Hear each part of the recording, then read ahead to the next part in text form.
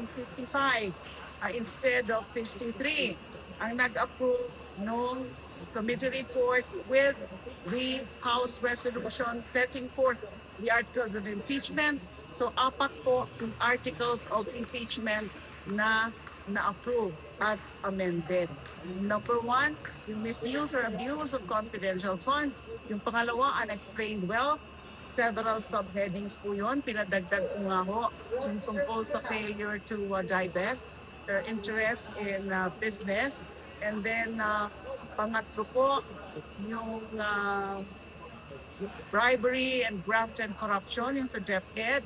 And then pang-apat po, yung threats, the plot to assassinate the President, the First Lady, and the House Speaker. So a total of 4 articles ang itra-transmit muna sa plenary for the plenary's approval. At pag ma-approve po yun, yun na rin po ang papadala sa Senado. Kung why only 4, hindi po 7 articles of impeachment? Kinondense na lang lahat para mas malinaw, para mas maikli rin, especially in terms of presentation of evidence, para mas klaro, para mas coherent. So yung mga similar grounds ay kinonsolidate na lang into one. So from a total of 6 articles doon sa Sabali et al. And I think ganun din yung sa Cabrera, 6 or 7 articles of proposed grounds, grounds of the complaints ay ginawa na pong 4 na lang, pero covered lahat. Gano'n kasi Kahit isa lang. Correct. Pagdating po, pag makarating na po ito sa Senado, at magkaroon na nga ng trial at during the judgment ng mga judges of the impeachment court, kahit isa lang pong article ang ma-uphold nila at ma-convict si VP Sara, that should be enough to really convict her and then to remove her from office and to permanently disqualify her to hold further public office. Gano'n ka-solid ito that respect the articles of impeachment to secure yung sa plenary vote, yung ma-impeach siya, and ma-convict sa Senate?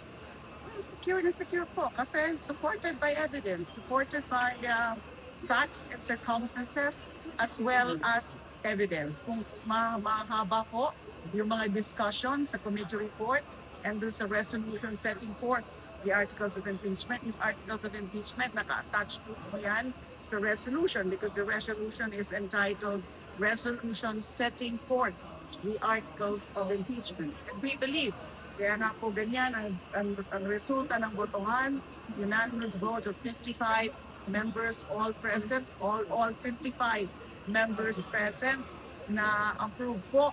Ibig sabihin, malakas talaga yung kaso, malakas yung mga articles of impeachment. 4 po. Expectedly, isa po kayo sa magiging public prosecutor kapag po gumulong na po yung impeachment? Wala pa po yan, wala pa mga ano lang po yan, parang mga suggestions and mga speculations as to who will be constituting the panel or the team of prosecutors. Kapag ma-approve na po yung articles of impeachment at the plenary by a vote of at least 1/3, then magdidesisyon naman ng House kung sino-sino pipili ang House, kung sino-sino ang magko-constitute ng panel or team of prosecutors. Ilang po kayo sa consider Well, if kasama nga po ako sa listahan, then I will consider that. But I will make the decision in due time. Which articles are you keen on We have to discuss that at the committee level. Ayaw ko pong pamunahan yung grupo ng mga panel o prosecutors. Kasi pag-usap-usap, syempre yan, ang mga sarili-sariling mga assignment. But of course, sa 4 na articles, meron yan nang i-assign na certain prosecutors. And then to be supervised, of course, by the lead prosecutor. Thank you very much.